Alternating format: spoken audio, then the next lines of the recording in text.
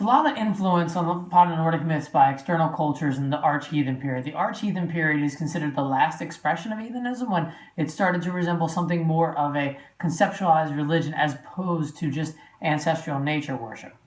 So I'm going to explore some of the things that could have been influenced. Now, it's just thoughts and really has nothing to do with anything proven, but you can obviously draw parallels. So when Charlemagne removed the Saxons in AD 9, that created a world where the tribes that existed and still followed polytheism eventually homogenized into the Nordic worldview. Prior to that, there had been Saxons, and going back 400 years before that, several other Germanic tribes that still espoused polytheism. And after the Roman Empire, with Constantine, adopted Christianity, it started to force other people north of them, so the successive Germanic tribes, to also adopt Christianity, to the point that many of the Vikings that had sailed out of Scandinavia eventually adopt Christianity and settled in places like Normandy, or the Angles and the Saxons and the Utes in England. And the last continental Germanic tribe to lose Christianity would have been the Saxons around 820. So the influence upon the Nordic world would have been there from Christianity.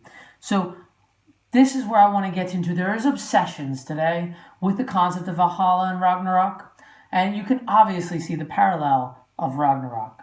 It's Armageddon. And you can obviously see the parallel of Valhalla, and it's heaven. Even though it's disanalogous, Valhalla is not heaven. It is not a place of paradise and happiness and bliss. It is a place of suffering, pain, toil, etc., excess. So it was often labeled as the heathen heaven because it represented the things that the Christians looked down upon, which was the heathen values of excess. But we don't really know how much of that existed. We do know that prior to Snorri Sturluson, not much was written down, and prior to him, there wasn't much talk about Valhalla. There was almost no mention of Valhalla before the period when the ancient Norsemen came in direct contact with the Christians. Therefore, it might have created a sense of duty and purpose to wear these things and protect yourself from the invading religion of the South. Now I turn to Ragnarok. Ragnarok is something that can be looked at as an expression of the Norsemen's worldview being destroyed, and many people postulate that it was a very real thing, that the destruction of their belief system and the destruction of their values was ongoing, so why not have Ragnarok? But if you look at the things leading up to Ragnarok, you can see the god Tyr.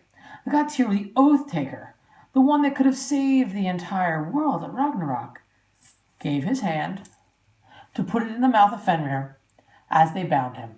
When he lost his hand, when they bound Fenrir, the god of oaths was breaking an oath. Was that influence from another faith to try to devalue and diminish the role of the sacred oath? The most important thing in Norse culture was the arm ring, was the oath. With that one fell swoop of his hand being bitten off, the oaths don't matter because the god of oaths disregarded his own sense of duty. You can see as Frey gave away his sword he could have saved the world with for love. But physical love. Something the Christians hated. Something that they would come to say, you must have God's love over everything. Faith is the only salvation. So they're showing mankind's own will and want to be his destruction. Even in the sense of a god. And the fact that the gods of the Norsemen were mortal is a continuation of that expression.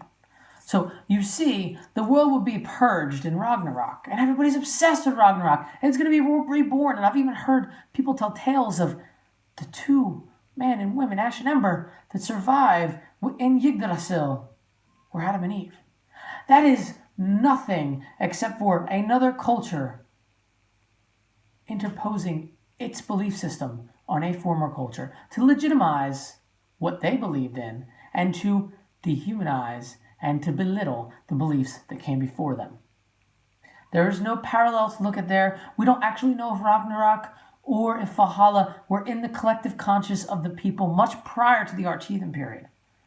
But what we do know is that scholars from Snorri Sturluson's time all the way up into the modern day put Christian values over the previous belief structure to take away its legitimacy.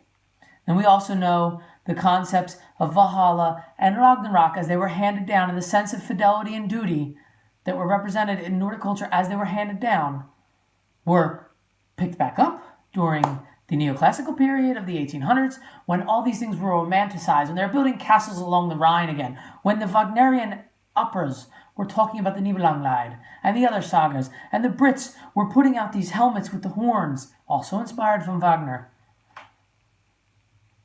But those people, being 700-800 years of Christianity now, needed something that they could understand. So they attached themselves or grasped onto the concepts of Valhalla as heaven and Ragnarok as Armageddon, and then passed down another bastardized form of Norse belief systems.